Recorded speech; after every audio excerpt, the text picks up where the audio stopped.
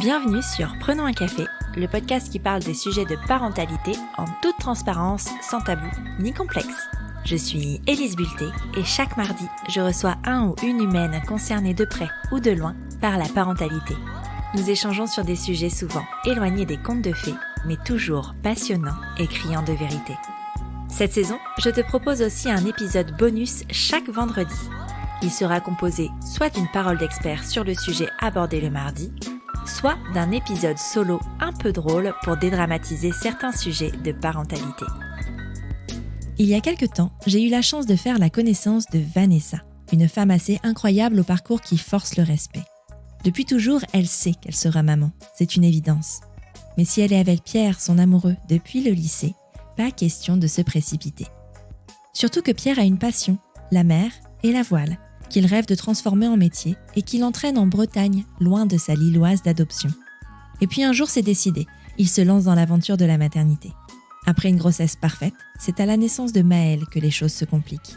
Les médecins lui découvrent une malformation cardiaque, un CIV, qui l'amène à une hospitalisation à 2 semaines de vie, puis à une chirurgie cardiaque à 2 mois. L'opération se passe à merveille, le cœur de Maëlle guérit, mais la petite fille n'évolue pas comme les autres bébés. Dès lors, les rendez-vous médicaux s'enchaînent, mais aucun diagnostic n'est posé. Pourtant, Maëlle présente des retards moteurs et mentaux importants qui demandent une prise en charge plutôt lourde. Mais il n'y a pas de nom pour ce qu'elle a. Dans cet épisode, Vanessa nous raconte sans filtre son quotidien de maman solo d'une enfant différente. Un témoignage important pour enfin parler de handicap, de ce qui se cache derrière ce mot et de ses parents qui vivent une parentalité bien loin de ce qu'ils avaient imaginé. Tu pensais être seule à galérer ? Mets tes écouteurs et prenons un café. Bonjour Vanessa. Bonjour. Bienvenue sur Prenons un café. Je suis ravie de te recevoir. Merci à toi, Élise. On a l'occasion d'échanger déjà parce qu'on habite plus ou moins dans la même ville, oui. Donc c'est chouette. Ouais. Et aussi parce que tu m'as contactée pour me raconter ton histoire et quand je l'ai entendue, j'ai pas hésité une seule seconde et j'ai eu envie de te recevoir à mon micro. Est-ce que, avant de commencer, tu peux nous dire un peu qui tu es, s'il te plaît ? Oui, avec plaisir. Donc, je m'appelle Vanessa, je suis lilloise, je suis âgée de 36 ans et je suis maman. Alors, j'ai tendance à dire que je suis une maman pas comme les autres, puisque je suis maman d'une petite fille qui s'appelle Maëlle, qui a eu 6 ans en janvier, qui est handicapée. J'ai aucun mal à dire qu'elle est handicapée, je dis pas qu'elle est porteuse d'un handicap, elle est handicapée, parce que c'est comme ça, c'est le terme que la langue française a choisi, donc je l'utilise, il n'y a pas de souci, ce n'est pas une insulte. Et donc Maëlle, donc à 6 ans, dans sa tête, je pense qu'elle a plus 18 mois, voilà, au grand max. Elle commence à marcher, elle fait quelques petits pas un peu hésitants, mais elle commence tout de même à marcher. Elle ne s'exprime pas, donc dans le monde du handicap, on dit que c'est une enfant qui est non-verbale. Alors elle s'exprime à sa façon, mais pas avec des mots.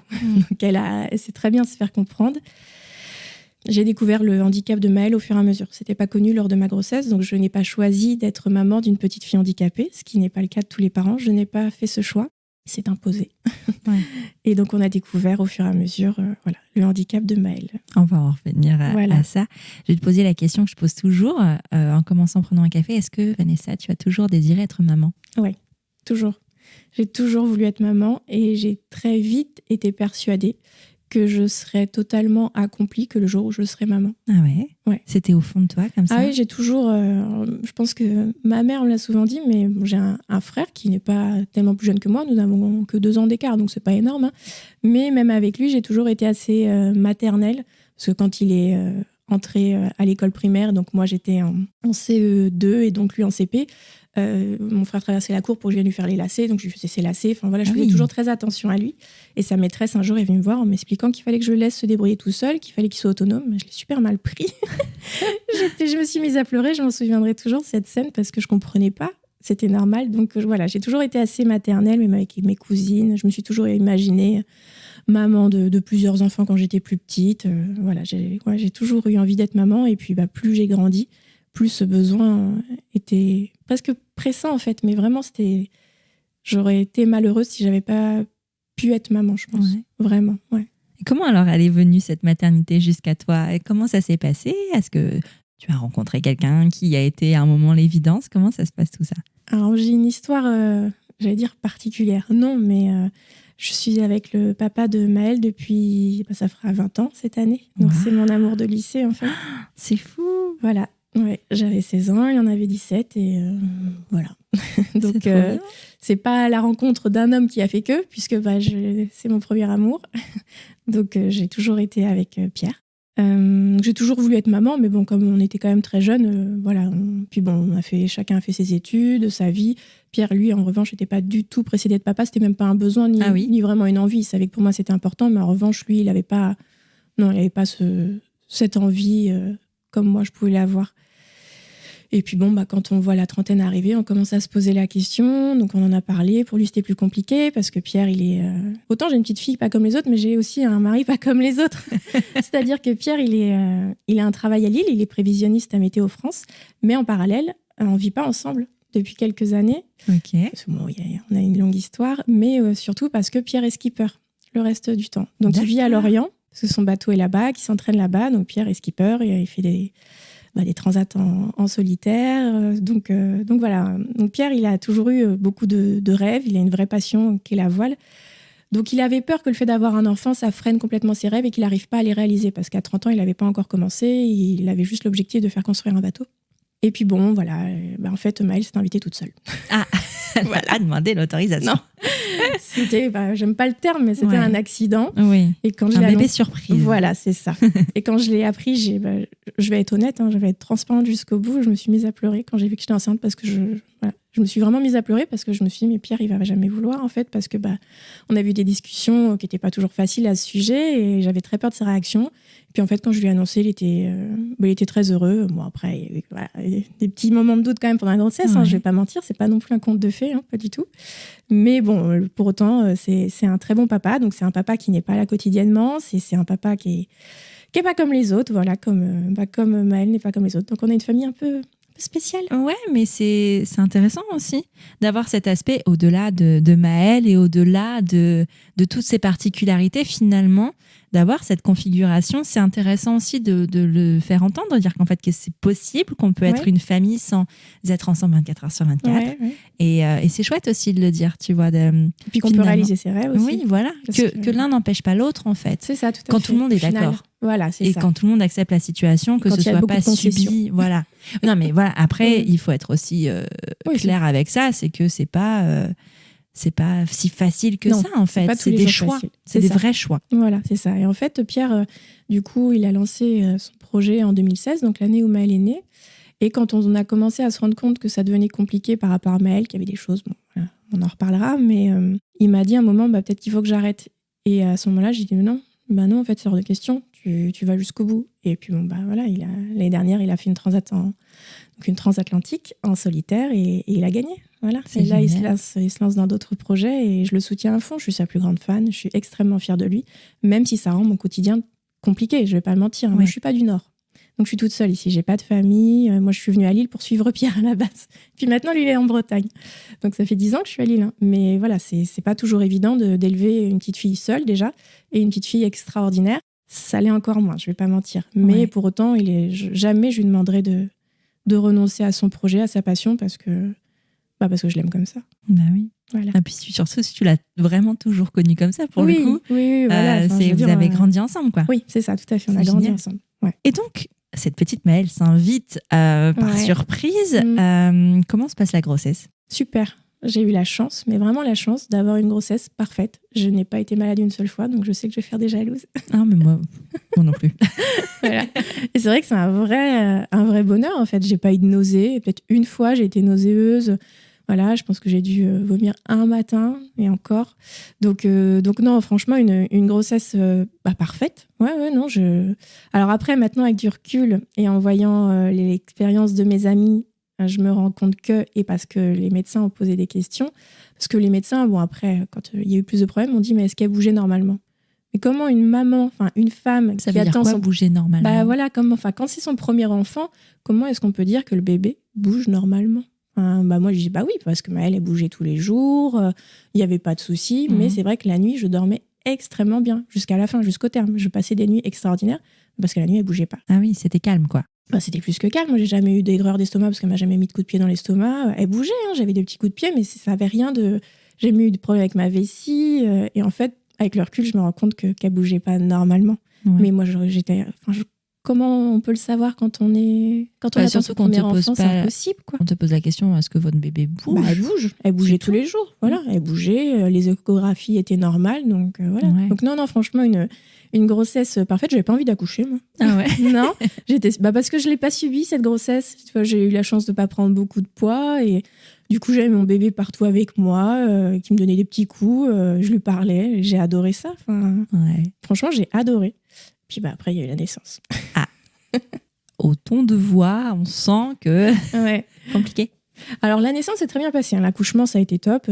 J'ai accouché, ça parlera pas à tout le monde, mais du coup, à Jeanne de Flandre, qui a une super maternité à Lille. C'est la 2e maternité de France, Voilà. je crois avoir. Ouais. Des fois, c'est la première, des fois, c'est la 3e. Ouais, voilà, mais c'est quand même top. Ouais. Voilà, c'est vraiment top. Et puis, pour le coup, je suis ravie d'avoir accouché là-bas, compte tenu de la suite. Mais voilà, un accouchement qui s'est passé extrêmement bien, qui n'a pas été plus long que ça. Une équipe de sages-femmes top. Mais vraiment, on a accouché... Pierre et moi, j'ai envie de dire, dans la bonne humeur, il y avait des blagues, c'était vraiment, vraiment chouette. Donc, vraiment, aucun problème. Oui, vraiment. J'en ai un très, très bon souvenir. Et là-dessus, j'ai eu la chance de ne pas avoir d'épisode traumatisant. Mais le lendemain, alors j'ai accouché un samedi, donc le dimanche, on n'a pas vu de médecin, si ce n'est pour vérifier certaines choses, mais tout allait bien. Mais le lundi, en revanche, il y a la pédiatre qui est venue nous voir pour nous dire, on va faire des examens complémentaires parce que quand on écoute le cœur de Maëlle, on trouve que ça fait un peu un bruit de locomotive. Donc, faut juste vérifier. Elle dit, c'est probablement pas grand-chose. Ça arrive avec les nouveau-nés. Parfois, il y a un claque-paix qui se referme mal ou quelque chose comme ça. Donc, vous allez rester un petit peu plus longtemps pour que le cardio puisse faire une échographie à Maëlle et qu'on voit un peu ce qui se passe. Donc, déjà, la gorge se serre. On se dit, la pédiatre était extrêmement rassurante. Donc, en soi... On n'était pas ravis, mais on s'est dit, ça va aller, quoi. Et puis, le mercredi matin, on va faire l'échographie. Donc, j'étais quand même pas très bien, j'avais un peu le cœur serré. Et puis, là, du coup, le médecin nous annonce qu'il y a une malformation cardiaque, qu'il y a ce qu'on appelle une CIV, donc c'est une communication interventriculaire. Donc, il y avait un petit trou entre les deux ventricules de Maëlle, ce qui faisait que son cœur pompait peut-être un petit peu plus que la normale. Mais il nous a dit que c'était pas inquiétant. Et c'est un truc qu'on ne pouvait pas voir, l'échographie? Non, c'est ce qu'ils m'ont expliqué, parce que sur le coup, moi, j'avais quand même en tête les mots de la sage-femme qui avait fait l'échographie. Le cœur est parfait, le cerveau est parfait, tout va bien. Et puis mais en fait, non, parce que le trou était trop petit pour que ça puisse se voir. D'accord. Et pour que ça s'entende, il fallait que le cœur fonctionne pleinement, en fait. Donc, que le bébé soit sorti. Voilà, c'est ça. Et donc, il nous a rassurés en nous disant que c'était un petit trou, que dans 70% des cas, ça se refermait tout seul au fur et à mesure. Donc, pas de souci, on contrôle. Donc, on devait aller, je pense, à l'hôpital, l'Institut Cœur-Poumon, tous les 3-4 jours afin de vérifier que Maëlle grossissait et voir un peu comment évoluait la CIV. Et puis, donc moi, j'étais quand même... ça fout un coup quand même, quand tu accouches d'une petite fille, là, un beau bébé tout brun, et tu te dis que son cœur est bizarre. Donc, j'avais très peur quand elle pleurait, parce que ça se trouve, si elle crie trop fort, ça va pas aller, elle va être mal. Donc, pas mal de stress au final. Puis, au bout d'un moment, je me suis rendu compte, elle avait pas tellement d'appétit. Le maïoticien qui me suivait à domicile m'a dit « Oh, c'est tout, ça va aller, vous inquiétez pas, on va voir ». Et puis, je trouvais qu'elle s'essoufflait quand même en prenant ses biberons au bout de 2 semaines. Et puis, comme on est suivi par le cardio, le lendemain, il s'avère que c'était une nouvelle échographie. Et puis, là, la CIV n'avait pas bougé, donc ni en bien ni en mal. De toute façon, ça ne s'agrandit pas. Mais elle n'avait pas diminué. Et en revanche, elle n'avait pas du tout pris de poids. Ah. Voilà. Et donc là... ça, c'est quand même un signe. Voilà. C'est ce qu'on vérifie en premier chez les bébés. Voilà, c'est ça. Et là, elle n'avait pas grossi. Donc là, il a dit, on va l'hospitaliser pour voir. Alors là... J'ai pris sur moi, je pense que j'ai pris sur moi comme jamais. Je ne sais pas comment j'ai fait pour ne pas fondre en larmes, parce que son bébé de 2 semaines et demie, hospitalisé en cardio, c'est un peu difficile. Ouais. Et puis tout a commencé, quoi. Voilà. On est resté 3 semaines et demie en cardio, une équipe top. Mais vraiment, j'en ai pas un mauvais souvenir, parce que c'était top, on pouvait dormir avec elle. Donc une nuit sur 2, c'était Pierre et moi. On avait un lit, c'était pas un fauteuil, on avait un vrai lit. Et le personnel était extra. Et puis au bout de 3 semaines et demie, elle a eu une sonde nasogastrique, donc pour la gaver. Okay. Il n'y a pas d'autre terme, on la gavait parce que ses biberons, elle n'arrivait pas à les finir, donc on les mettait dans la machine pour que ça aille jusqu'à son estomac. Et malgré ça, c'était pas top, donc ils ont dit que elle faisait partie des 30% de cas pour lesquels la CIV ne pouvait pas se refermer seule et qu'il fallait l'opérer. Donc à l'âge de 2 mois, la veille de ces 2 mois, on était en région parisienne pour opérer mon bébé à cœur ouvert. Voilà. Donc encore un épisode difficile. Donc j'ai un début de vie de maman quand même dur. Compliqué. Ouais. L'opération s'est super bien passée. Maintenant, le cœur de Maëlle fonctionne vraiment normalement. Le petit patch qui a été collé fonctionne bien. Donc on s'était dit, une fois que c'était passé, que tout ça serait derrière nous. Bon, elle s'asseyait pas, elle évoluait pas comme une enfant normale, mais bon, après, on mettait ça quand même sur le compte du fait, elle a pas grandi normalement, elle a pris du poids un peu avec retard, elle a pas été éveillée comme elle aurait pu l'être, elle était à l'hôpital. Puis bon, elle a quand même vécu... Puis la convalescence aussi. Voilà, c'est ça, c'est quand même... C'est quand même une opération à cœur ouvert, c'est quand même pas rien, quoi. Voilà. Et puis bon, au fur et à mesure, elle était suivie parce que son pied était mal mis dans mon ventre lorsque j'étais enceinte. Et donc, elle a été suivie par des kinés. Et puis, en novembre, décembre, elle n'est pas assise ni quoi que ce soit. Et presque 1 an, quoi. Ouais. Elle n'était pas assise, elle bougeait pas comme elle aurait dû faire. Hein. Et donc là, les kinés, qui étaient top, et je les remercierai jamais assez, m'ont dit, faudrait peut-être voir pour prendre rendez-vous dans un CAMS. C'est quoi Alors, c'est un centre d'action médico-sociale précoce. Et donc, en fait, c'est un peu les premières structures, si je puis dire, qui prennent en charge les enfants porteurs de handicap, en fait. Ouais. Et donc, ils m'ont dit, pour qu'on puisse lui fabriquer ce qu'on appelle un siège-coque, donc pour lui permettre, donc dans un fauteuil trip-trap, une chaise trip-trap, donc les chaises évolutives pour enfants, on met une coque qui est faite sur mesure pour maintenir l'enfant assis, voilà, pour qu'il puisse être assis et non pas debout, allongé à regarder le plafond. Et puis là, ça a été la première fois que j'ai mis le pied dans le monde du handicap et on n'en est plus sorti. Ouais. Voilà. Qu'est-ce qu'ils te disent alors à ce premier rendez-vous ? Parce que, alors attends, les kinés te proposent une solution moteur. Est-ce qu'on va voir ailleurs, au niveau cérébral, si tout se passe, ce qui se passe en fait ? En fait, je pense que les kinés ont essayé d'être les moins brutales possibles, je ne sais pas si le terme est adapté, mais elles ont mis d'abord ça voir d'abord le moteur, mais je pense qu'elle voyait elle-même que Maëlle n'était pas éveillée normalement, en fait. Moi, je ne me rendais pas bien compte parce que, pareil, premier enfant, dans mon entourage. Bon. Puis, toujours cette opération qui faisait que je ne voyais pas encore sa différence. Et donc, non, en fait, c'est le CAMS. En fait, dans un CAMS, il y a plein de spécialistes. C'est-à-dire qu'il y a une pédiatre qui est souvent neuropédiatre. Il y a un médecin qui est plus spécialisé en rééducation. Plus un médecin de rééducation. Il y a des kinés, il y a des ergothérapeutes, des psychothérapeutes, des orthophonistes et des psychologues. Donc, c'est vraiment complet. Donc, en fait, Maëlle, en entrant dans ce CAMS, dans un premier temps, on a juste vu une pédiatre qui était la neuropédiatre de ce centre. Et puis, lorsqu'elle a vu Maëlle, elle a dit, bon, OK, donc on va faire ça, ça, ça. Et puis, au fur et à mesure, la liste des spécialistes. En fait, Maëlle a eu le droit à tout. Psychologue, ergo, psychomote, orthophoniste. Voilà, elle a eu la totale. Et puis, voilà. Ça a commencé comme ça. Et alors, pour Maëlle, il n'y a pas de diagnostic. Donc, en fait, il n'y a jamais eu cette...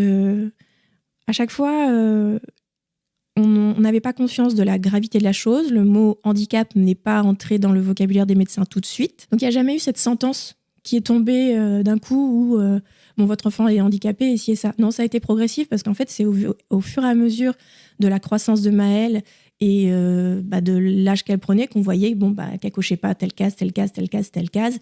Et au fur et à mesure, y a des spécialistes qui sont entrés dans le monde de Maëlle et dans ma vie et qui disaient oui, effectivement, ça va pas, ça va pas. Mais aujourd'hui, on ne sait pas ce que Maëlle a. Donc, elle est suivie par un généticien de Lille, à l'hôpital Jeanne de Flandre. Elle est également suivie en génétique à Paris, à l'hôpital Pitié-Salpêtrière. Mais pour le moment, toutes les analyses génétiques qui ont été faites sur Maëlle n'ont apporté aucune réponse. Voilà. Donc, il faut le savoir, ça arrive souvent. On ne sait pas toujours pourquoi un enfant est handicapé. Alors, parce que ça peut être juste la faute de pas de chance. Je me souviendrai toujours de cette métaphore qu'avait fait le neurologue de Maëlle.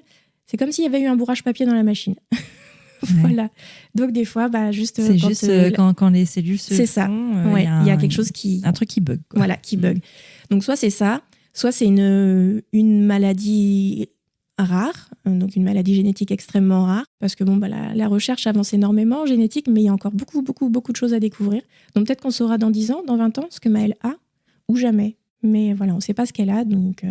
Comment tu le vis, toi, le fait de ne pas mettre un mot sur ce qu'elle a ? Alors au début, c'était pas évident, mais on en a souvent parlé avec Pierre, son papa, et on s'est souvent dit qu'en fait... Alors, au début, j'avais l'espoir quand même d'avoir un deuxième enfant. J'avais l'envie d'avoir un deuxième enfant.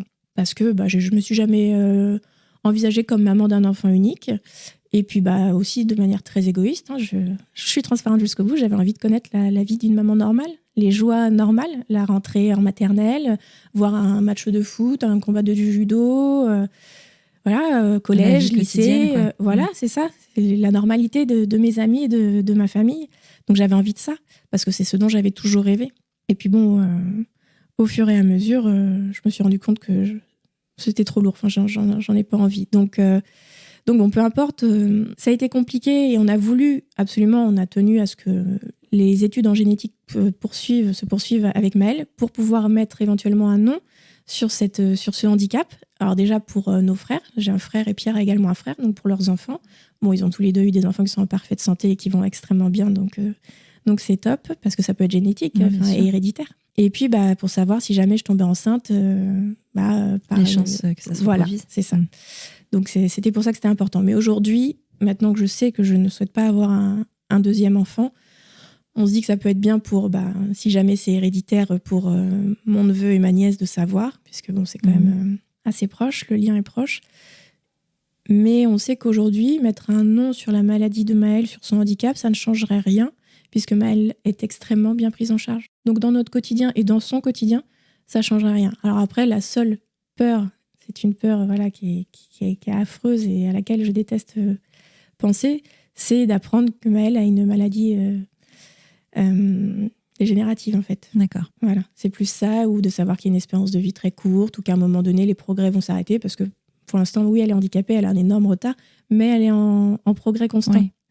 Et c'est juste la crainte d'apprendre qu'un jour, ça va s'arrêter, puis que ça va régresser, et puis que ça va ça va aller de pire en pire. Donc, okay. Voilà. Qu'est-ce qui est mis en place avec ce centre j'ai oublié le CAMS. Le CAMS.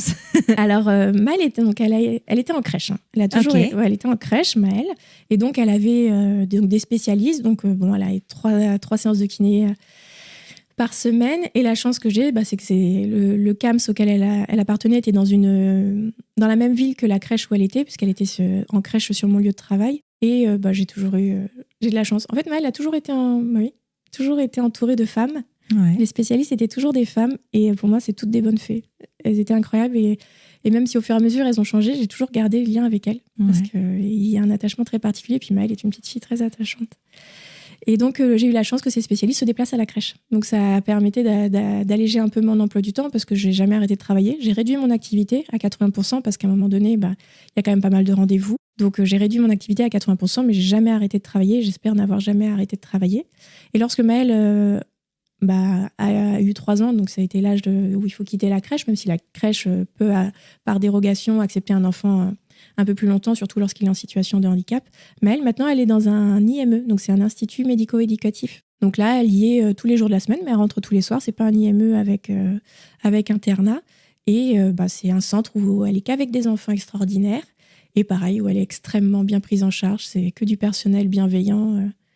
Et elle est hyper heureuse là-bas. Mais vraiment. Vraiment. Quelles ont été les démarches pour pouvoir intégrer cette IME ? Parce que d'un point de vue extérieur, on entend beaucoup parler des difficultés pour les intégrer. On entend beaucoup d'attentes des parents qui sont dans des situations improbables où les enfants ne peuvent pas être pris en charge comme ils le devraient, avec des enfants qui se retrouvent dans un système scolaire classique qui n'est pas adapté à eux, qui cause énormément de douleur pour eux, pour les enfants aussi scolarisés et pour les enseignants.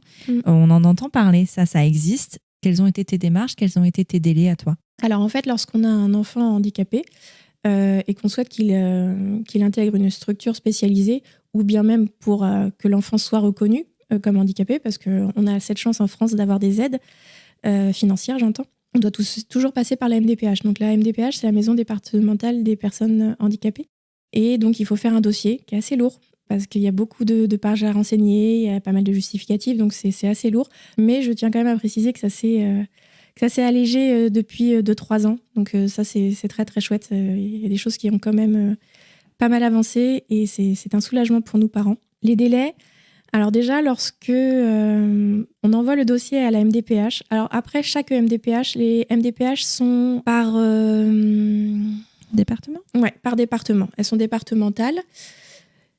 Et en fonction des départements, il y a différents temps d'attente. Donc moi, en région parisienne ou en... Ouais, il y a des départements où Nord, c'est plus compliqué. Voilà, c'est plus compliqué. Donc moi, comme je vis dans le Nord, dans le département du 59, le délai n'est que je mets des guillemets, de 6 mois de traitement. Donc quand j'envoie mon dossier, je n'ai pas de réponse avant au moins 6 mois. Dans certaines MDPH, c'est parfois 1 an. Hein. Donc 6 mois, au début j'étais choquée, maintenant je le sais. 6 mois, voilà. Ça paraît énorme en fait. Mais bon, maintenant, je suis rodée. Donc, il faut faire ce dossier pour que ensuite la MDPH rende une décision sur l'aide qui nous sera octroyée. Donc, c'est des aides qui sont versées par la CAF. Et également pour qu'il y ait ce qu'on appelle une orientation de l'enfant vers un institut spécialisé. Donc, il y a différents instituts en fonction du handicap de l'enfant. Donc, une fois qu'on a l'orientation, il faut que les parents prennent contact avec les instituts. Et là, on parle de 2 ans d'attente pour intégrer un institut. Là, Maëlle, je l'ai mise sur liste d'attente d'un autre institut. Il y a 4 ans de liste d'attente. Voilà, donc c'est énorme et c'est pour ça qu'il y a des parents et des enfants qui se retrouvent dans des situations très compliquées parce que il n'y a pas de place et qu'il y a beaucoup, beaucoup d'attentes. Et en plus, alors le Nord, on a cette chance dans le Nord de la France, on est hyper bien équipés. Il y a beaucoup de centres pour enfants handicapés et c'est pas le cas du tout de toutes les régions de France. Donc ici, il y a un peu moins d'attente que dans d'autres. Et là, je parle que pour les enfants handicapés. Quand notre bébé devient un adulte, c'est encore un autre problème. Ouais. Donc du coup, tu as commencé ces démarches à quel moment ? Quand elle était à la crèche. Hein. Ouais. Elle était à la crèche. C'est le CAMS qui m'accompagnait et qui nous a expliqué. Bon, de toute façon, j'ai très vite compris que Maëlle ne pourrait jamais aller à l'école. Hein, et j'étais réaliste et je me suis jamais dit si je souhaite qu'elle soit scolarisée. Non, parce que j'étais réaliste sur les capacités de ma fille et puis elle serait malheureuse. Ouais. J'ai jamais envisagé qu'elle aille en maternelle. Elle serait malheureuse. Elle serait pas à sa place et non, c'était pas possible. Donc j'ai eu aucun problème à accepter le fait, même bon, c'est pas facile, hein, mais à accepter le fait qu'il fallait qu'elle aille dans une structure spécialisée et que c'était pour son bien et que c'était sa place et qu'elle y serait bien. Après je dis ça, mais les visites des premiers instituts, je m'en souviendrai toute ma vie. Même quand on met déjà un pied au CAMS, on se prend déjà une première claque parce que ça fait bizarre. On sort du monde de la crèche tout beau, tout rose et on arrive dans une salle d'attente où il y a des bébés, des enfants qui sont un peu plus handicapés ou qui sont handicapés. Et moi, quand j'ai fait mes premiers pas là-bas, j'avais pas encore ce terme en tête. Et donc, visiter un institut, c'est encore une autre épreuve. Mais bon, au fur et à mesure, il y a eu pas mal de choses comme ça. Parce que dans les instituts, il y a toutes sortes de pathologies, finalement. Ouais. Et puis, c'est pas que des petits. Donc, moi, Maëlle, quand on a visité les premiers instituts, elle avait pas 3 ans. Donc, c'était vraiment un bébé. Et on a été dans un institut qui accueille beaucoup d'enfants handicapés, mais de 2 ans, voire 3 ans, jusqu'à 20 ans. Ah oui, ça fait une énorme... Voilà, après, ils sont dans différents bâtiments. Enfin, il y a des groupes, des sous-groupes, mais pour autant, quand on a visité, on a eu affaire à des appareillages. Donc, c'est des mots qui parleront pas beaucoup, mais des verticalisateurs. Donc, ce sont des appareils qui font pas mal du tout à l'enfant, mais qui permettent à l'enfant d'être debout, en fait. Donc, il est attaché, mais vraiment, comme ça semble barbare, mais ça ne fait pas mal aux enfants. Bon, la première fois que j'ai vu mon bébé dedans, ça m'a fait tout drôle. Mais bon, c'était un verticalisateur pour une enfant de 2 ans. Un verticalisateur pour un enfant de 20 ans, ça n'a pas la même taille. Donc, ça fait drôle. Quoi, ouais. Voilà. Donc, ça fait bizarre et c'est un peu violent. Mais voilà, donc c'est le CAMS qui nous a orientés. Et puis, bon, on a visité. Et puis, voilà, on a fait nos dossiers MDPH. Et voilà. Comment ça s'organise au quotidien, la vie avec Maëlle ? C'est pas facile. C'est pas facile. En fait, ce qui est très, très lourd, c'est que depuis 6 ans, j'ai un bébé. Et c'est usant. Et c'est pour ça, je pense aussi, je n'ai pas l'envie d'avoir un deuxième enfant parce que moi, j'ai pas oublié ce que c'était que je changeais une couche. Oui, parce que du coup, il n'y a pas ces notions de propreté. Non, pas encore. Elle mange pas seule ? Non. Elle commence à prendre la cuillère, mais il faut que je la lui remplisse. Ouais. Mais elle mange pas seule. Le matin, c'est moi qui lui donne encore un biberon. Je la lave, enfin, en fait, je fais tout comme un bébé, en fait. Donc ça, c'est lourd, c'est fatigant. Et puis, c'est un bébé qui fait 17 kilos. Encore, la mienne, c'est un poids plume. Hein. Donc, elle fait que 17 kilos. Donc ça, c'est difficile. Voilà, c'est donc le quotidien, c'est le quotidien d'une maman avec un enfant en très bas âge, mais qui ne comprend pas forcément ce qu'on lui demande. Ouais. Voilà, parce que même si on estime qu'elle a environ 18 mois, je pense qu'un enfant de 18 mois comprend plus de choses que Maëlle. Mais pour autant, ces derniers temps, depuis janvier, il y a eu un énorme déclic et elle fait vraiment beaucoup, beaucoup, beaucoup de progrès. Les spécialistes sont ravis et son papa et moi sommes très fiers d'elle. Mais voilà, c'est lourd, le quotidien est lourd et c'est surtout que c'est le cas de beaucoup d'enfants handicapés. Ils ont besoin d'une vraie routine. Et si je déroge à cette routine, c'est la catastrophe. Ouais. C'est une grosse colère. Et du coup, j'ai assez peu de liberté dans mon quotidien avec Maëlle. Il faut que je respecte vraiment l'ordre des choses. Ça, c'est difficile. Il n'y a pas de place pour l'impro. Ou alors si, des fois, je joue avec le feu et je lui dis allez. Mais bon, en fait, je prends cher. Ouais, c'est ça. Et je suis usée. Ça me fatigue. Et puis, elle fait des colères parce que elle s'exprime pas. Donc, je pense qu'il y a parfois aussi une frustration. Et elle l'exprime à sa façon. Donc, tout est décuplé chez un enfant handicapé. Les émotions, les colères, tout est plus fort que chez un enfant dit normal. Et est-ce que tu as du relais ? Est-ce que tu as de l'aide Non. au quotidien ? Non, parce que comme je le disais tout à l'heure, je suis toute seule dans la région. Donc, j'ai pas d'aide. Depuis quand même 1 an et demi, j'ai une babysitter. Ouais. J'ai sauté le pas et ça me fait du bien. Donc la babysitter, faut savoir qu'un enfant, lorsqu'il est dans un institut, il est pris en charge le matin et le soir. Et ça, c'est encore très, très chouette. C'est une richesse par un taxi. Donc tous les matins, j'ai un taxi qui vient chercher Maëlle et qui fait une sorte de ramassage scolaire, si je puis dire, qui a un circuit et qui prend 3-4 enfants et qui les emmène à l'institut et en fait, ensuite qui les ramène à la maison. Sauf que les horaires sont pas forcément compatibles à une vie active. Il faut savoir que Maëlle, elle arrive à 16h50. Ah oui. Et moi, j'ai un travail, je suis assistante administrative dans une université, donc ce ne sont pas mes horaires. Non, tous les fonctionnaires ne finissent pas à 16h, j'arrête tout de suite les mauvaises langues. Non. Donc, c'était plus possible. Et donc là, j'ai une babysitter qui, le soir, récupère Maëlle devant chez moi et puis reste avec elle jusqu'à ce que moi, j'arrive. Donc ça, c'est chouette. Ça me permet de moins courir. Et puis, du coup, si j'ai envie d'aller chez le coiffeur, sans prendre une demi-journée de congé, je peux faire appel à la babysitter. Mais sinon, c'est tout. Voilà, j'ai pas, comme mes parents sont pas dans la région et que le papa de Maëlle est quand même très peu à Lille, du coup, j'ai pas de relais. Alors, il y a des associations qui existent, mais je commence à me renseigner, mais j'ai pas encore sauté le pas parce que c'est pas évident de laisser son enfant...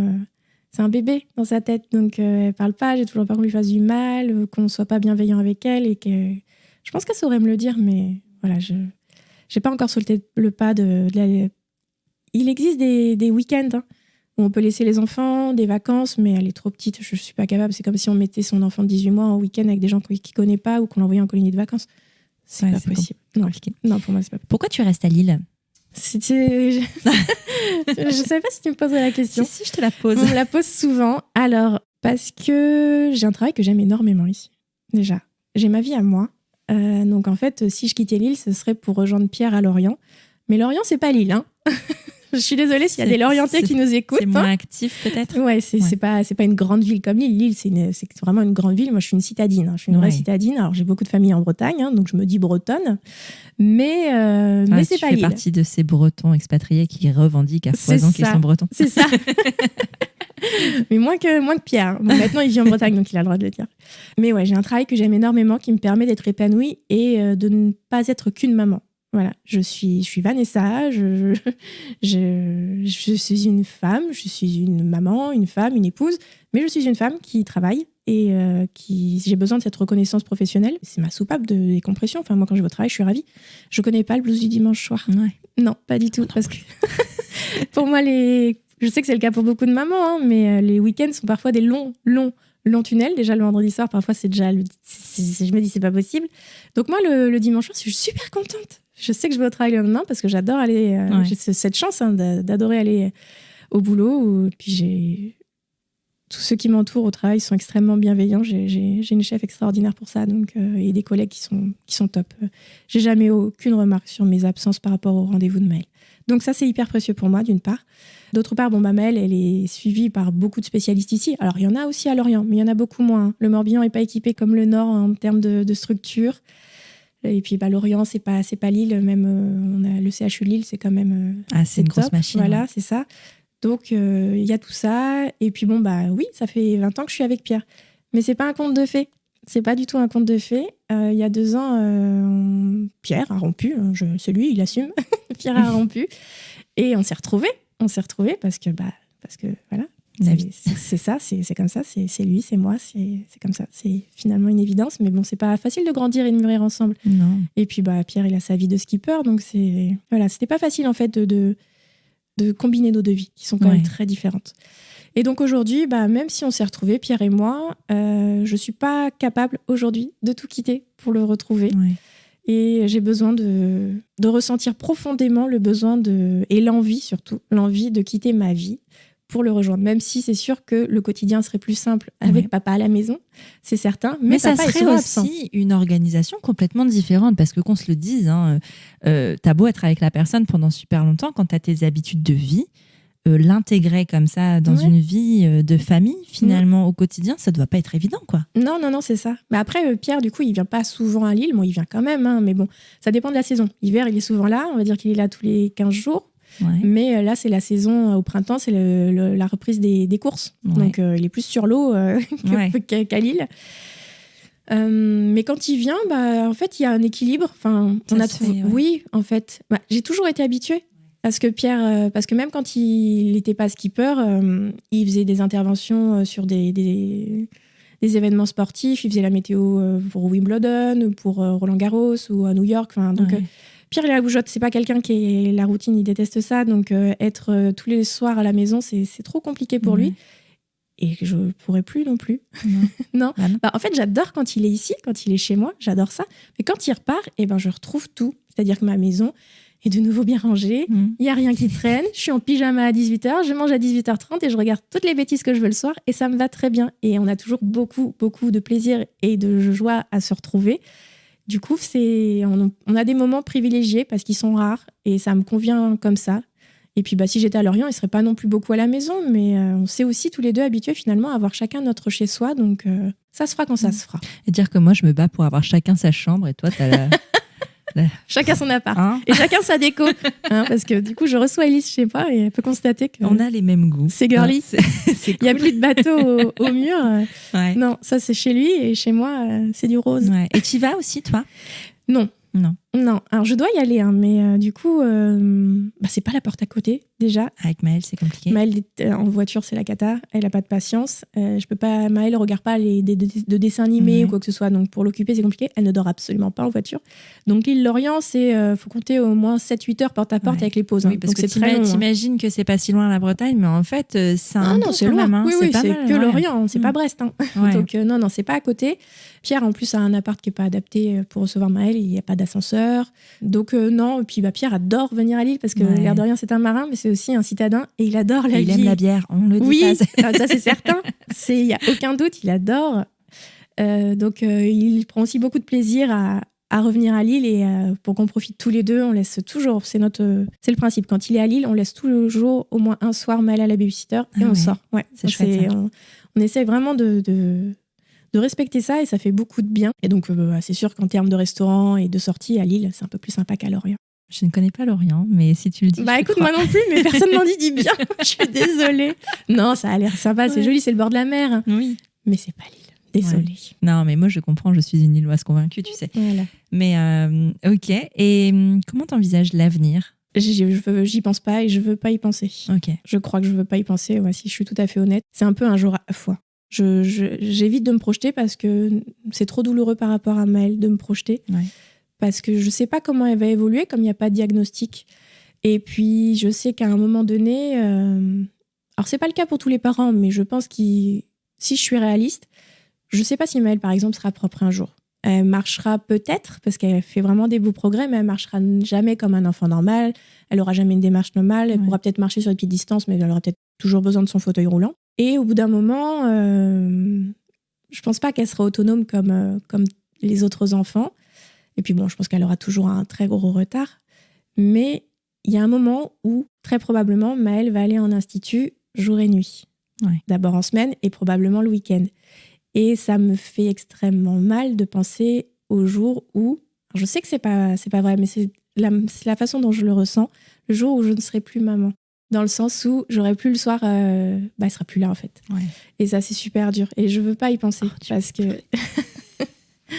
c'est très, très dur pour moi. Parce que je me dis un jour à la fois. Parce que je peux pas. C'est trop douloureux, sinon j'arriverai plus à me lever. Si je pense à toutes les difficultés qui m'attendent, parce qu'il faut être honnête, il y en a encore beaucoup. Maëlle, elle commence parfois à être difficile à gérer. Elle a parfois des réactions qui sont un peu trop... qui sont pas violentes. Elle me tape pas, j'en suis pas là, parce que ça arrive malheureusement, parce que les enfants... C'est pas méchant de la part des enfants handicapés, c'est juste qu'ils savent pas se contrôler. Mais parfois, elle arrive tellement pas à gérer ses émotions qu'elle va me tirer les cheveux ou qu'elle va chercher à me griffer. Mais c'est pas méchant, c'est pas volontaire. Mais ça devient difficile à gérer et elle fait que 17 kilos. Donc quand elle en fera 30 ou 40, je vais faire comment?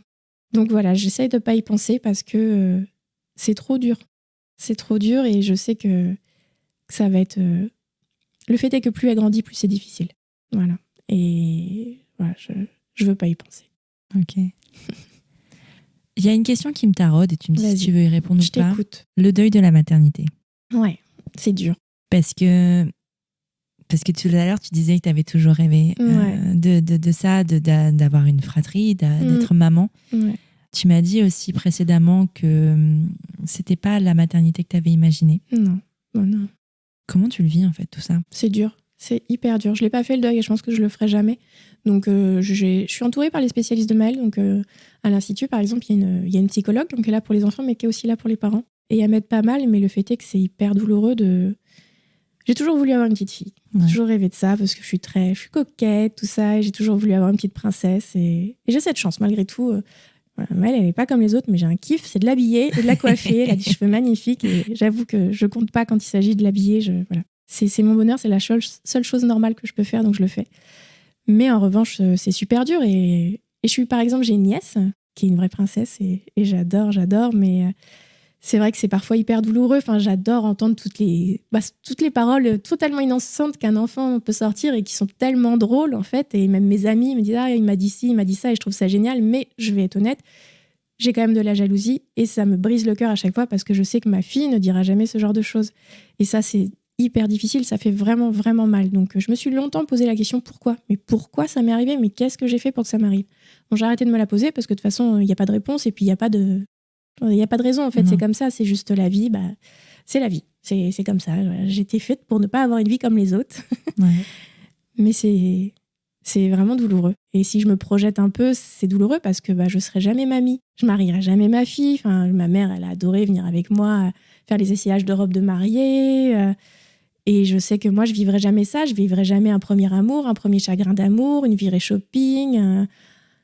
Et ça fait mal, ça fait super mal. Et je pense qu'on peut jamais faire le deuil de ça. Enfin, moi, personnellement, je ferai jamais le deuil de ça. Je pourrais avoir un deuxième enfant. Hein. J'ai que 36 ans, hein, mais je m'en sens pas capable. Enfin, avoir Maëlle, c'est tellement usant déjà. Je vois pas comment je pourrais consacrer de l'énergie à un autre enfant. Faudrait qu'il soit grand, tu vois. Ouais. Mais là, il y en a, Maëlle, dans son groupe, dans son institut, c'est la seule à pas avoir de frères et sœurs. Et il y en a qui sont, c'est un deuxième enfant, bon, voilà, c'est comme ça. Il y en a d'autres, ce sont des aînés. Et je me dis toujours, j'admire les parents qui se sont lancés après le handicap, parce que moi, j'en suis des parents incapable. qui sont pas seuls à la maison aussi. C'est ce qu'on m'a souvent dit. C'est vrai que moi, j'ai toujours géré Maëlle seule. Donc, c'est vrai que moi, j'ai une vision des choses vraiment déformée, parce que j'ai jamais eu papa... 7 jours sur 7 et même la famille longtemps, ou même tu vois, enfin j'ai pas papy mamie qui prennent forcément une vie de couple, hein, parce que j'imagine, et on peut en parler aussi, même si tu as une vie de couple, on va dire atypique, parce que le handicap de l'enfant, déjà ce que l'arrivée d'un enfant de toute manière a une incidence sur le couple, hein, ça c'est certain. C'est certain. Mais quand il y a la maladie, quand il y a le handicap, ça doit être aussi autre chose. Alors nous, ça a pas perturbé le couple. Il a fallu qu'on trouve, comme tout le monde, qu'on se retrouve après l'arrivée d'un troisième, une troisième personne dans ce couple. Mais en revanche, le handicap nous a jamais, sincèrement, parce que non, je pense pouvoir être tout à fait honnête. Le handicap, on a cette chance, ne nous a pas séparés. C'est pas le cas de tout le monde parce que j'ai le témoignage de pas mal de mamans où c'est souvent le papa qui est parti, hein, sans vouloir, mais c'est souvent le cas malheureusement. Mais non, nous avec Pierre, ça n'a pas été un problème, pas du tout. Mais après, tu vois, c'est pareil. Enfin, c'est une question, je pense, de configuration. Oui, tout à fait. Où c'est vrai que quand tu es dans un couple où on vit ensemble au quotidien, tu as aussi ce côté de dépendance. Hein. Je veux dire, la charge mentale, toi, tu as celle de ta fille, tu n'as pas celle de ton mec. Non. Non, c'est sûr. Ah, quoique. Ah, peut-être un petit peu. Quand même. Pas tous les jours. C'est ça, c'est différent. Mais je le soutiens beaucoup dans ces projets. Mais tu vois, t'as plein de dépendances comme ça, ou dans les couples hétérosexuels, en tout cas, où les gens vivent ensemble. On va pas se le cacher, on va être complètement honnête. Hein. Les hommes comptent énormément sur leurs femmes. Oui, je pense. Comme si elles étaient leur mère parfois. Et de devoir céder cette place-là, c'est difficile pour les hommes. Donc, je pense qu'il y a un peu de ça. Alors, voilà, c'est toujours de la généralité, c'est toujours peut-être un peu de la psychologie de comptoir. Mais malgré tout, ça reste une réalité quand même. Et de se dire, oui, selon la configuration, peut-être que votre configuration vous a donné la force, justement, de pouvoir rebondir, de pouvoir être... Enfin, vous avez une différence déjà de base de toute façon. Oui, on est très différents, Pierre et moi. Enfin, c'est vrai qu'on se demande... Parfois, je me demande, je sais pas, ça va faire 20 ans, c'est quand même impressionnant parce qu'on est vraiment très, très différents. Mais vous avez toujours accepté la différence de l'autre. Oui, finalement. Vous n'avez pas essayé de changer l'autre? Non. Quoi, peut-être au début, mais j'ai vite renoncé. Je me suis dit, bon, c'est fichu, de toute façon, il changera jamais. Et puis non, je l'aime aussi parce qu'il n'est pas comme les autres. Hein. Voilà. Je suis super fière de lui et puis j'adore dire oui, mon mari est skipper. C'est vrai que c'est un peu classe. C'est classe, non? Ah ouais. Tu peux le mettre sur Instagram, c'est genre sous ton pseudo. C'est ça. Femme de skipper, ouais. C'est pas mal. Non, mais c'est vrai. C'est comme un peu comme femme de footballeur. Oui, c'est un peu ça. C'est bon, ça rapporte moins. Hein. Ça rapporte pas du tout la course au large. Merde, il aurait pu choisir autre chose. Non, c'est pas le sport. Non, pas du tout. Lui, quand il gagne une course, il gagne un panier repas, quoi. Voilà. Oh, alors, il a beaucoup de rillettes de poisson. Hein. Il en a beaucoup. Mais bon. Non, mais bon, j'aime le fait qu'il soit pas comme les autres et je suis super fière de lui. Et je le soutiens. Voilà, même si ça complique les choses, comme je l'ai déjà dit. Mais je le soutiens à fond. Mais c'est sûr que j'ai une vision déformée des choses parce que finalement, j'ai un peu toujours été dans l'organisation maman solo. J'ai toujours tout organisé par rapport à Maël, aux horaires de la crèche et tout. Comme si Pierre n'était pas là, parce que le fait est que quand il vivait encore à Lille complètement, c'était compliqué. Il passait quand même déjà beaucoup de temps à Lorient, mais il n'avait pas un appart, il dormait dans son camion et dans son van. Mais quand Pierre il part en course, il part super longtemps. Enfin, une transat, ça commence une transatlantique, donc ça commence en septembre et il revient vraiment en décembre. Ouais. Parce que y a des étapes, il y a plein de choses, il y a des remises de prix, donc j'ai toujours organisé les choses différemment. Et c'est pour ça que quand il y a eu cette rupture entre Pierre et moi, ça m'a fait souffrir. Voilà, je perdais mon grand amour, c'était terrible. Mais en revanche, pour ma vie de maman, ça n'a absolument rien changé. J'étais habituée à fonctionner toute seule. Ouais. Donc oui, c'est sûr que le fait d'avoir un second enfant, en sachant que j'ai toujours géré Maël toute seule, je m'en sens pas capable. Et après, très égoïstement, je vais le dire, mais vraiment très égoïstement, je me dis que c'est déjà pas facile pour moi de faire garder Maël parce que mes parents travaillent encore, ma belle-mère est retraitée, elle a plein d'activités, mais Maël, elle est pas facile à gérer seule, donc ma belle-mère peut pas prendre en charge Maël toute seule. Quand t'es plus âgée, c'est plus compliqué.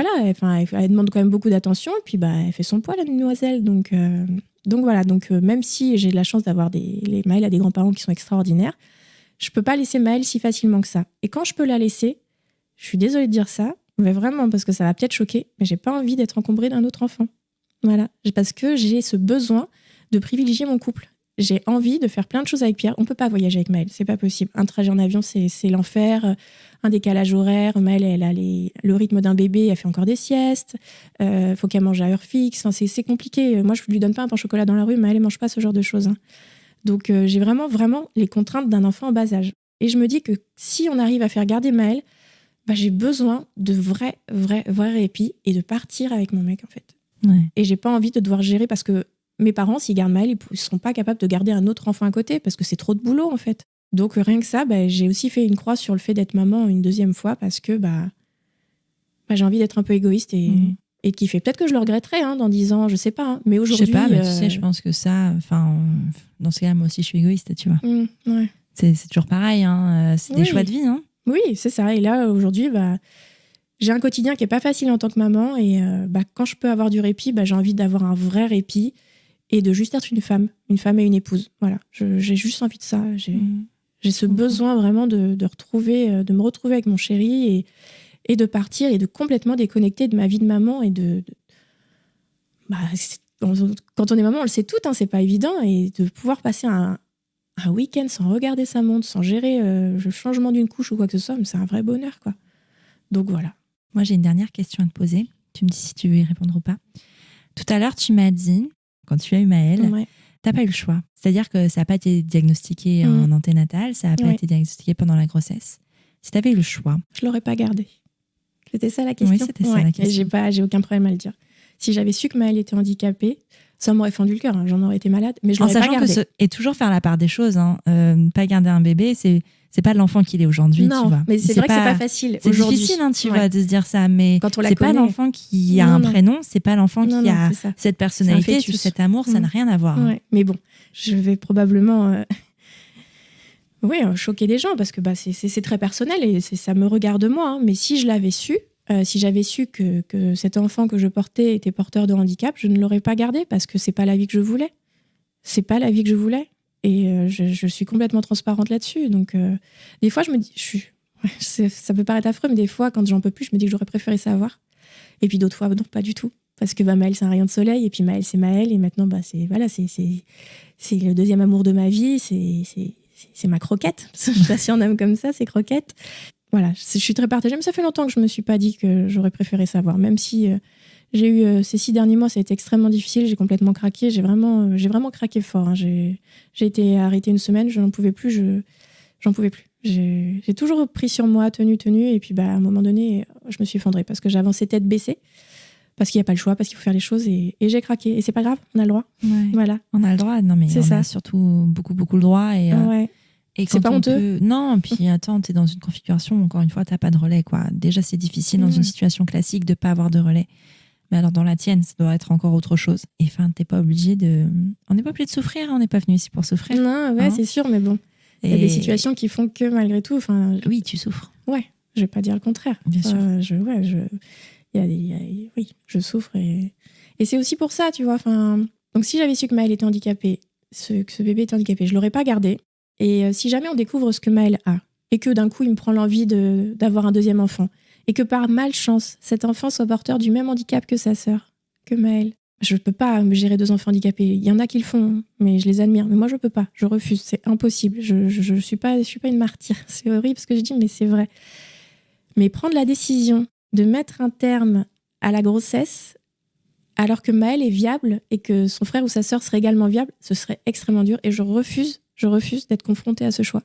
Parce qu'en plus, le temps qu'on fasse tous les tests et tout, ça veut dire qu'on le saurait au moment d'une grossesse, déjà avancée, si je puis dire, au moins 4 voire 5 mois. Parce que c'est long, ce genre de test quand même. Hein. Donc, puis il y en a qu'on ne peut pas faire avant telle ou telle semaine. Et donc, ça veut dire pas seulement c'est un avortement, mais c'est un probable avec accouchement. Voilà. C'est un accouchement. Et je veux pas. Voilà, je veux pas. J'ai des amis qui me sont extrêmement proches, qui ont vécu ce genre de situation, et je veux pas le vivre. Je les ai accompagnés là-dedans, ça a été extrêmement difficile. Et je veux pas vivre ça, et parce que on se l'est dit avec Pierre, je pense que j'arriverai jamais à me pardonner de mettre un terme à une grossesse pour un enfant qui serait comme Maëlle, parce que Maëlle, elle a le mérite de vivre, et Maëlle, oui, elle est handicapée, oui, elle est très en retard, mais il y a un vrai relationnel avec elle. Ouais. Elle reconnaît les gens, on s'attache énormément à elle. Elle vit Maëlle, elle est présente, elle est dans son monde, mais à sa façon, mais elle est vivante, cette petite fille. Et je veux pas, j'y arriverai pas. Ce serait trop dur. C'est pour ça qu'il faut bien faire la part des choses entre Maëlle et le fait que toi, à l'époque, il y a 7 ans, une décision que tu aurais pu prendre. Mais je l'aurais prise, et moi, je blâmerai jamais, je jugerai jamais une femme qui met un terme à sa grossesse parce que l'enfant est handicapé. Enfin, faut l'assumer après. Hein. C'est une autre vie quand même. Hein. Et c'est pour toujours. Alors, quand on a un enfant, c'est pour toujours. Mais un enfant handicapé... C'est pas la même charge. Il prendra jamais son indépendance, il a son autonomie. Enfin, et puis bon, au-delà de ça, un autre sujet qui est extrêmement délicat pour moi, c'est le jour où Pierre et moi, on ne sera plus là. Parce que normalement, nos enfants nous survivent. Qui est-ce qui va s'occuper d'elle ? Enfin, moi, c'est un sujet pareil. Ça fait partie des sujets auxquels je refuse de penser parce que c'est douloureux à un point, mais à un point... Donc voilà. Ouais. C'est pas la vie que je voulais. Est-ce que tu sais si sa malformation cardiaque est liée avec ce qu'elle a aujourd'hui ? Alors les médecins se sont pas mal interrogés, s'interrogent toujours là-dessus, parce qu'en fait, donc Maëlle a une malformation cardiaque, mais elle a également une malformation à l'oreille gauche. Donc elle est sourde de l'oreille gauche, mais l'oreille droite entend très bien, donc ça compense, donc elle n'est pas considérée comme malentendante. Il n'y a aucun souci. Mais pour eux, c'est pas un hasard, parce que c'est à gauche. Et ce sont apparemment, si je dis pas de bêtises, 2 organes qui se développent au même moment lors de la grossesse. Donc, bon, pour eux, ce serait quand même corrélé. Donc, ils cherchent. Ils ont essayé pas mal de... Alors, il faut savoir que quand il y a une étude génétique, parce qu'on parlait des délais de la MDPH tout à l'heure, mais quand on fait un test génétique, c'est 1 an pour avoir un résultat. Donc, c'est hyper long. Donc, au fur et à mesure, les médecins, puis Maëlle a évolué, donc c'est compliqué... Voilà, à chaque fois, il faut ajouter tel symptôme, si je puis dire, ou tel comportement, tel retard, ci et ça. Aujourd'hui, les médecins pensent qu'il n'y a pas de hasard. Ils se disent qu'il y a quelque chose. Ils ne savent pas quoi, mais ils pensent que oui, sa malformation cardiaque est probablement liée à son handicap. Ouais. Mais peut-être pas. Mais a priori, quand même, oui, parce c'est pas anodin. Quoi. Beaucoup d'enfants qui naissent avec des malformations cardiaques qui vont bien par ailleurs. Tout à fait, ouais. Mais là, non, ils pensent quand même qu'il y a quelque chose, mais pour le moment, on ne sait pas. On attend. Ok. Est-ce que tu as des choses à ajouter, Vanessa ? J'espère que mon témoignage aura pu faire du bien, que ce soit à des parents d'enfants handicapés. que ça aura pu les déculpabiliser sur certains sentiments qu'ils ont, sur parfois le ras-le-bol, le deuil, voilà, le fait de se dire parfois j'aurais préféré savoir. Voilà, j'espère que ça aura fait du bien. J'espère également que ça aura pu parler aux parents d'enfants dits normaux. Je sais que c'est pas un terme qui est adapté, mais voilà, pour les enfants qui n'ont pas de handicap, on va dire. J'espère que ça leur aura parlé et que quand ils croiseront une personne handicapée ou un enfant en situation de handicap, qu'il y aura de la bienveillance. Parce qu'il y en a, mais parfois pas toujours. Il y a parfois des regards qui sont lourds et qui sont difficiles. Et il faut penser que derrière, il y a un parent, il y a un enfant. Et voilà, j'espère que ça aura pu aider. Parce que bon, ça fait partie de la vie. Et on a l'impression parfois que les handicapés... Avant Maëlle, j'avais jamais vu un enfant en fauteuil roulant, moi. Ouais. Je me disais, mais j'ai l'impression que des fois, on les cache. Quand je vois tous les enfants handicapés qu'il y a, on en croise tellement peu dans la rue. Donc, je comprends que ça surprenne, mais voilà, ils font partie de notre quotidien et ils sont extraordinaires. Ouais. Est-ce que tu acceptes de recevoir des messages ou est-ce que tu veux que je fasse le tampon bouclier ? Non, avec plaisir. Il n'y a pas de souci. S'il y a des gens qui souhaitent poser des questions ou quoi que ce soit, avec plaisir. Ok, je mettrai tes coordonnées, ton compte Instagram, pourquoi c'est gentil, pas de souci. dans les notes et tu seras tagué sur les réseaux sociaux. Attention, je vais devenir une star. Le Star System est devant toi. Je vais devenir influenceuse, il vient de ça. Oh. Non, on n'ira pas jusque-là. Non, après, tu fais ce que tu veux. Enfin, tu peux développer la chose et en faire ce que tu veux. Voilà. Mais mais avec plaisir. On n'est pas là, tu vois. Non, mais il ne faut pas hésiter. Voilà, s'il y a des gens qui ont envie de parler, avec plaisir. Ça marche. Merci beaucoup, Vanessa. Merci à toi, Élise. Pour ta franchise, pour tes mots, les mots que tu as employés. Merci. Et pour ton honnêteté et puis pour m'avoir envoyé ces messages. Merci à toi de m'avoir reçu et de m'avoir laissé m'exprimer. C'était important et vraiment, merci, Élise. À bientôt. À bientôt. Si tu es arrivé jusqu'ici, c'est que cet épisode t'a plu et j'en suis très contente. Si c'est le cas, file vite sur Apple Podcast pour mettre 5 étoiles et dire pourquoi tu écoutes Prenons un café. C'est hyper simple. Tu ouvres ton appli Apple Podcast sur ton iPhone, tu vas sur Prenons un café et tu descends tout en bas. Là, tu mets le nombre d'étoiles que tu souhaites, tu vas en mettre 5 bien sûr, et tu écris ce que tu veux dans la section Avis. Par exemple, le 21 février 2022, Fanny Trossa écrivait, je cite, « Un podcast bien mené, intelligent et toujours sympathique à écouter, pour une parentalité décomplexée. » Emoji clin d'œil. Je te remercie Fanny et je t'envoie un gros emoji cœur. Bon, et puis si tu n'as pas Apple Podcast, tu peux toujours parler de Prenons un café autour de toi, ça ne mange pas de pain et ça fait toujours plaisir. Tu es sur Prenons un café, le podcast qui parle des sujets de parentalité en toute transparence, sans tabou ni complexe. Je te retrouve mardi prochain pour un nouvel épisode. Abonne-toi à Prenons un café sur ton appli de podcast préféré pour ne rien manquer. D'ici là, prends bien soin de toi. Autour d'un café.